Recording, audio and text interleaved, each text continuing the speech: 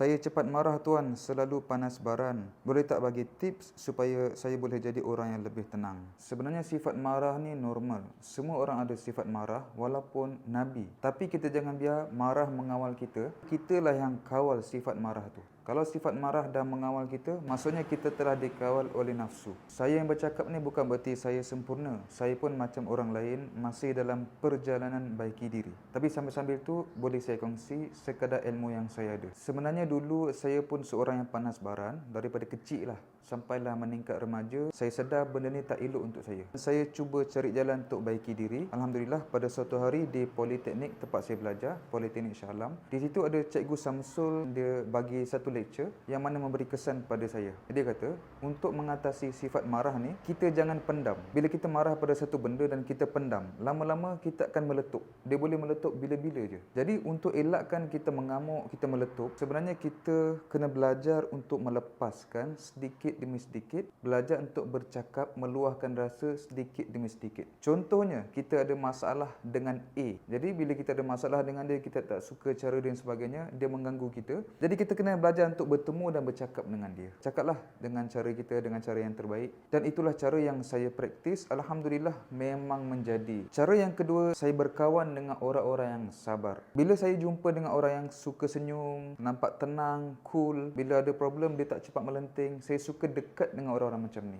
Sebab saya rasa impress, kagum, macam mana dia ni boleh tenang, boleh senyum, sopan santun. Saya nak belajar benda tu. Jadi cara saya belajar adalah saya berkawan dengan orang tu. Berkawan dengan dia, tengok cara dia respon, bagi tindak balas pada satu-satu perkara. Dan apabila suatu isu datang kepada saya, mereka adalah antara orang yang saya minta pendapat. Saya bagi tahu situasi yang berlaku kepada saya minta pendapat dia. Bila dia nasihatkan saya sesuatu, saya akan jadikan dia sebagai panduan untuk saya buat apa-apa keputusan. Cara yang kedua ni pun saya rasa banyak mengubah hidup saya. Sebenarnya memang daripada dulu, orang yang ada sifat sabar ni, saya pandang dia orang ni tinggi dan mulia. Tapi rupanya, dalam hadis memang ada sebut benda tu.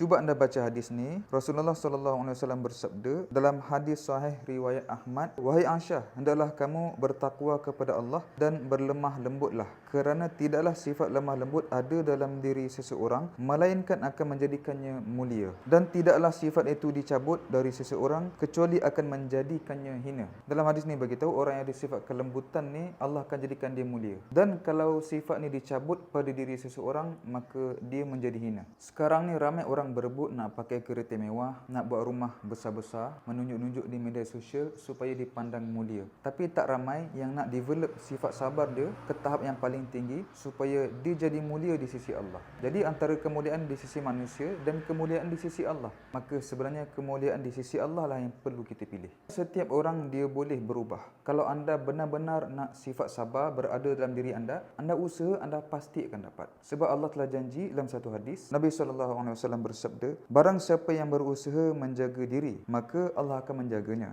Barang siapa yang berusaha merasa cukup, maka Allah akan mencukupkannya. Barang siapa yang berusaha untuk sabar, maka Allah akan menjadikannya mampu untuk bersabar." Dan tidak ada seorang pun dianugerahi sesuatu yang lebih tinggi daripada sifat sabar. Maksudnya sifat sabar ni adalah anugerah yang tertinggi dari sisi Allah. Kalau dalam diri kita masih belum ada sifat sabar, kemuliaan tu masih jauh daripada kita. Dan apabila kita develop sifat sabar, kita tingkatkan, kita suburkan, maka kemuliaan semakin tinggi dalam diri kita. Setiap hari yang berlalu, sebenarnya kita semakin mendekat kepada kematian. Bila kita tahu setiap hari kita semakin dekat dengan mati, sepatutnya kita menjadi orang yang lebih baik daripada hari ke hari. Jom sama-sama kita baiki diri. Semoga kita dapat hidup dan mati sebagai orang yang mulia di sisi Allah. Siapa yang dapat sesuatu daripada video ni, komen di bawah, dan kita berjumpa pada video yang lain. Assalamualaikum, bye-bye.